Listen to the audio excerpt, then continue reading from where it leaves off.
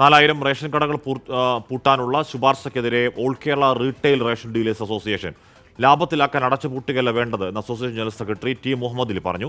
Ration സാധനങ്ങളുടെ വില കൂട്ടുന്നതിൽ തെറ്റില്ലെന്നും വ്യാപാരികൾ പറയുന്നു.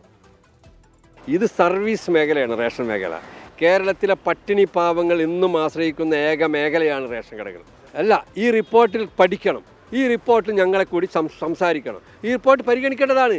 പേടിപ്പിക്കൽ പരിപാടി വേണ്ട. 4000 കടങ്ങ് പൂട്ടിയാൽ ഞങ്ങൾ സമ്മർദ്ദാന്തരത്തിലാക്കുന്ന പരിപാടിയില്ല, അതൊന്നും വേണ്ട. രാഹുൽ സുരേഷ് വിവരങ്ങൾ ചേർന്നു. രാഹുൽ, ആ ശുപാർശ കേൾക്കുമ്പോൾ നമുക്കൊരു എംബറാസ്മെന്റ് ഉണ്ടാകുന്ന ശുപാർശയാണ്.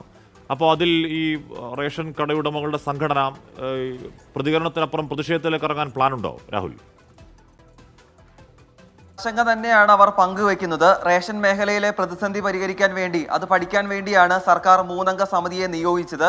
അവർ സമർപ്പിച്ച റിപ്പോർട്ടിലെ വിവരങ്ങളാണ് ഇന്നലെ ഉൾപ്പെടെ പുറത്തു വന്നത്. അതിൽ പ്രധാനം 14,000-ഓളം വരുന്ന സംസ്ഥാനത്തെ റേഷൻ കടകളിൽ 4,000-ഓളം റേഷൻ കടകൾ നഷ്ടത്തിലാണ്.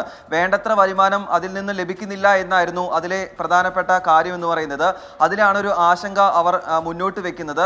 അവർ പ്രധാനപ്പെട്ട പറയുന്ന കാര്യം, ഈ ആദിവാസി മേഖലയിൽ ഉൾപ്പെടെയാണ് ഈ നഷ്ടത്തിലുള്ള റേഷൻ കടകളിൽ ഉള്ളത്. അവിടെ കൂടുതൽ ആളുകൾ ഇല്ലാത്തതുകൊണ്ട് വരുമാനം കുറവാണ്.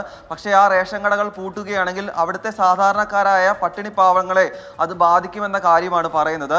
KSRTC ഉൾപ്പെടെ നഷ്ടം സഹിച്ചു മുന്നോട്ട് പോകുന്നു.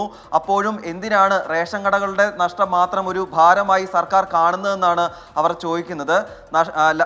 റേഷൻ കടകളെ ലാഭത്തിലാക്കേണ്ടത് സർക്കാരിന്റെ കടമയാണ്. അതിന് തങ്ങളും കൂട്ടുനിൽക്കുക തന്നെ ചെയ്യുമെന്നും അവർ പറയുന്നു.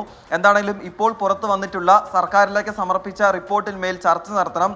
അതിൽ റേഷൻ കട വ്യാപാരികളെ കൂടി ചർച്ചയ്ക്ക് വിളിച്ചുകൊണ്ട് ലാഭത്തിലാക്കാൻ വേണ്ട നല്ല കാര്യങ്ങൾ ചെയ്യണമെന്നാണ് റേഷൻ വ്യാപാരികളും സംഘടനകളും വ്യക്തമാക്കുന്നത്. ഹാഷ്മി.